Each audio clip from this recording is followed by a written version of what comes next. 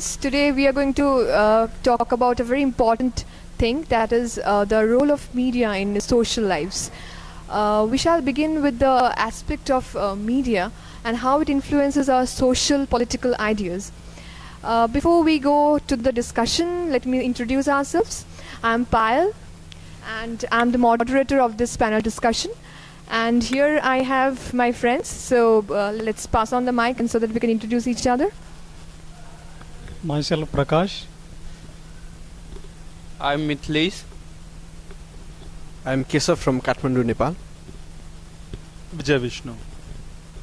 I'm Bolu from Nepal. I'm Aprajita from IIT Madras.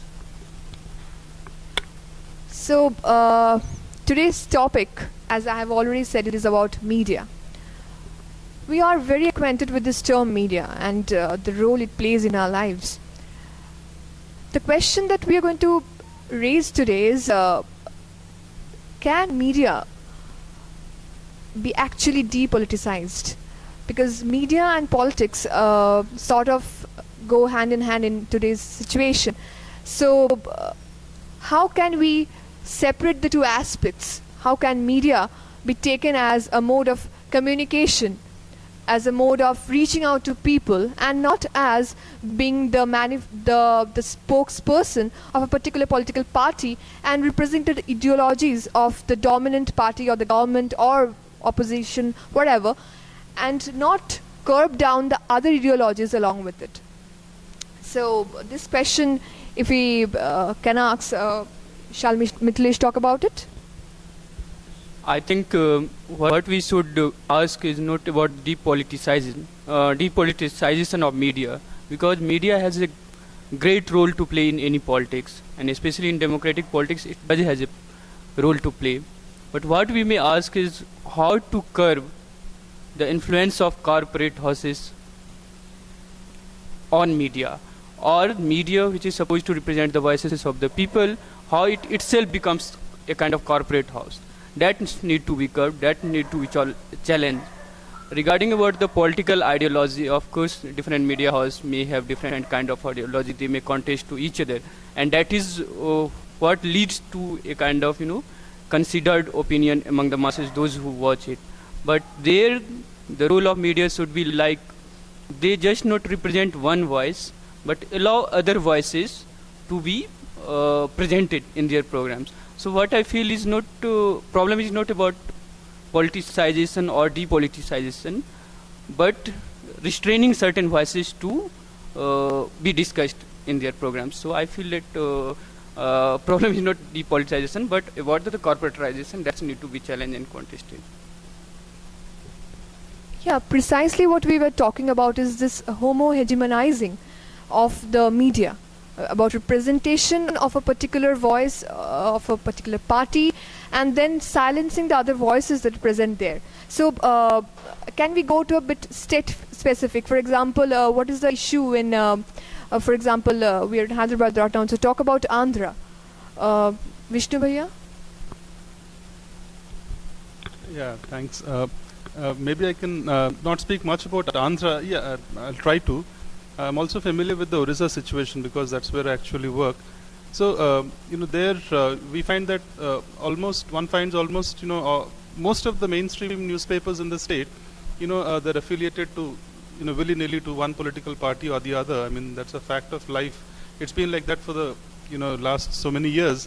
So, I find it more to be the case, in the regional language newspapers. I mean, that is something, which is a special feature of this. And talking about it in the Andhra situation also, you have newspapers, for example, there was, you can't think of the rise of the TDP, without thinking of the contribution of the Enadu newspaper. So that has always been there. I mean, especially in the last 25 or 30 years, a newspaper or a media house is associated with a political party. And to continue with it, you find that, whenever an individual or group, they acquire some wealth, the next thing they do is, they go and start a media house. Come on, let's go and start a media house. Okay, so it's not so much, representing the truth or whatever, we may mean by it, but, it's more a question of, having, a slice of the cake a slice of the cake, the power cake, okay, and to see that your interests are not trampled. So ultimately, it's all about it's all about money, it's all about business. So I really don't see, newspapers, making much of a contribution by way of, raising social issues or issues which really concern the people. So is the situation almost similar in Tamil Nadu? I totally agree with what Vishnu sir was telling. But what situation in Tamil Nadu is that the newspaper companies are getting affiliated with the political parties is also there. But more than that, the political parties themselves start media houses. And now what's happening is that they're trying to concentrate on youngsters. They advertise the need for newspaper, telling that you can crack civil service exams and all bank exams and you read this newspaper, and they are using the power of wordplay to manipulate everyday activities of the parties and in turn trying to popularize their own party. So this is what is happening mostly in Tamil Nadu. So we have representatives from Nepal as well. So Balu, would you like to say something about situation in Nepal? Thanks, Payal. Obviously, when you look at mainstream media houses, mainstream media, we can see this affiliation, this relationship between political parties and these media houses. That's why it's on their part. I guess it's quite difficult, to be quite detached and to be indifferent as such. But I'll be talking about another side of this argument. If you look at the development media, we have got development-oriented, people-oriented FM radios, and we have got development-oriented magazines like Deurali, in the villages. So what these FM radios and these magazines are doing is they, instead of talking about political parties, instead of talking about all these big ideologies as such, they talk about the everyday life of people. They write, how big potato a farmer has grown. They write about the local festivals. They write about local customs and rituals. So I don't think if we have got good intention, if we are really people oriented.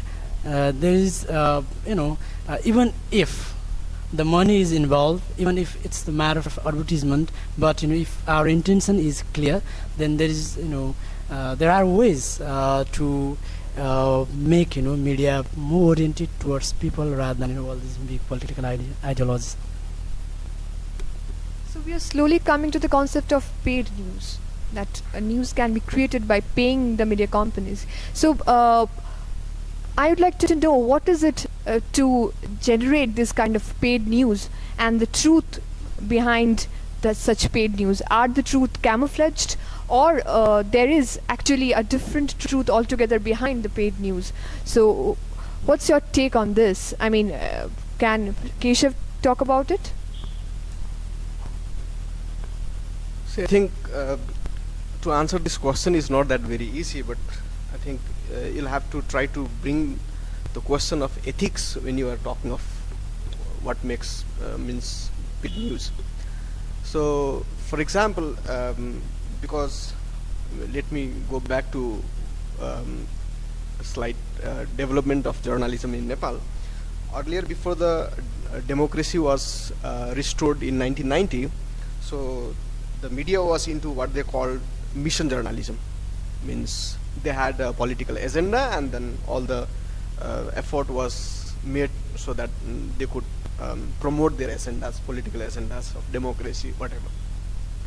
But now with the restoration of democracy, what has happened, they have been talking about professional journalism.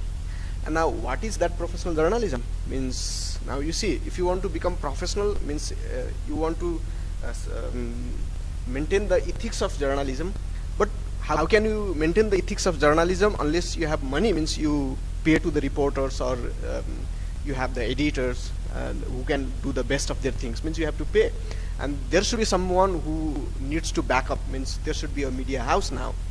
And then what will happen is, on one end there is these reporters, these editors, these professionals, what you can call professionals, and on the other hand, there will be who will be investing on that project, means media houses.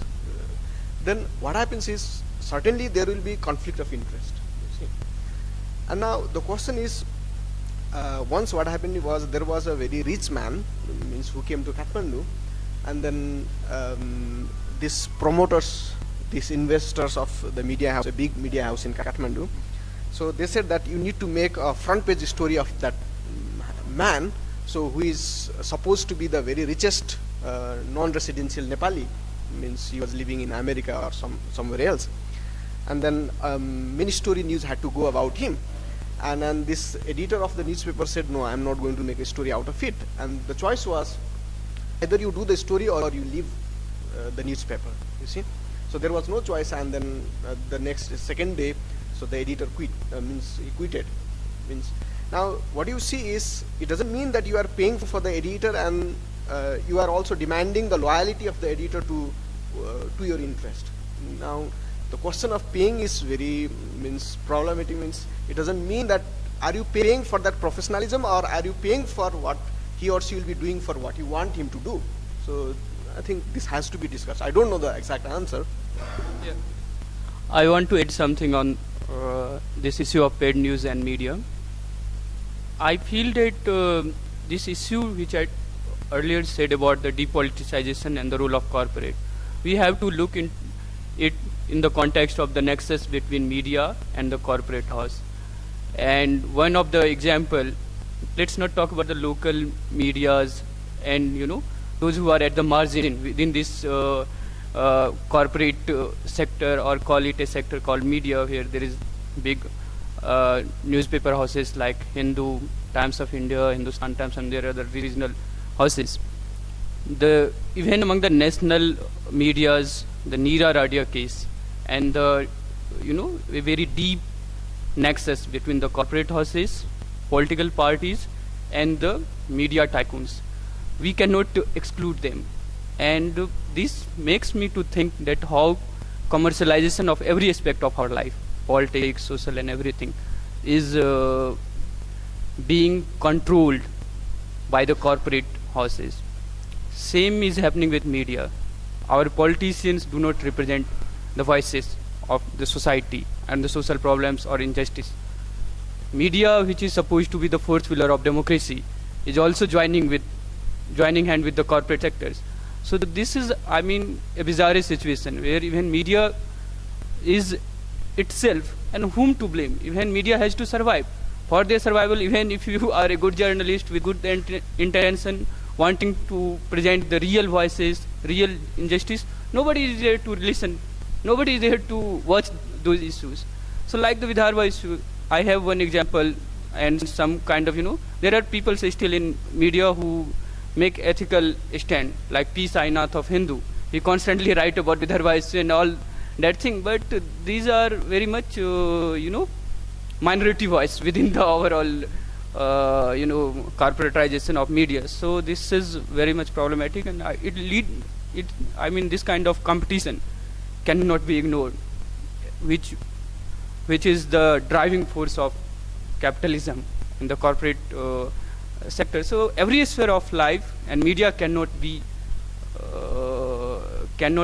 remain outside of this circle of competition. So this sheer competition where you have to survive at all cost, and 24/7 news channels and all, which kind of news they are going to produce and broadcast, that creates a lots of problem to media itself. So this issue of paid news, which is also connected with the election or the politicians, political parties also. So in this situation, we cannot think about paid news and how to curb it, what is the solution, without criticizing the motive force behind it, that is capitalism or corporate sector. We have to somewhere criticize it or think about all these issues in the light of this corporatization. That's all.